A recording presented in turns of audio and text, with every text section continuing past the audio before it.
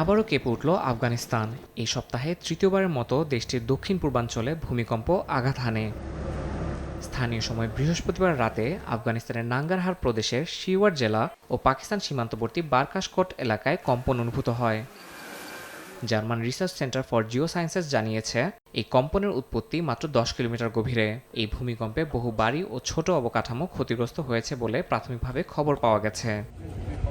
রোববারের প্রথম ধাক্কা ছিল ৬ মাত্রার, যা কুনার ও নাঙ্গারহার প্রদেশে ব্যাপক ধ্বংস চালায়। হতাহত হয়েছেন কয়েক হাজার মানুষ। মঙ্গলবার দ্বিতীয় ভূমিকম্পটি ৫.৫ মাত্রার ছিল, যা পাহাড় ধসে গ্রামীণ এলাকার সঙ্গে সড়ক যোগাযোগ বিচ্ছিন্ন করে দেয়। এতে উদ্ধার কাজে বাধা সৃষ্টি হয়। পরপর এই তিনটি ভূমিকম্পে হাজার হাজার বাড়িঘর ধ্বংস হয়ে গেছে। স্কুল, হাসপাতাল ও অন্যান্য অবকাঠামো ক্ষতিগ্রস্ত হয়েছে।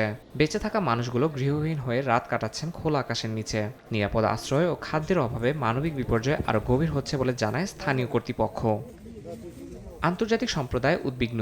জাতিসংঘ ও বিভিন্ন সাহায্য সংস্থা জানিয়েছে, খাদ্য, পানি, চিকিৎসা ও আশ্রয়ের তীব্র সংকট সৃষ্টি হয়েছে। তারা তৎপরতার সঙ্গে উদ্ধার ও মানবিক সহায়তা পৌঁছে দেওয়ার পরিকল্পনা হাতে নিয়েছে, কারণ এখনও বহু মানুষ ধ্বংসস্তূপের নিচে আটকা থাকতে পারে।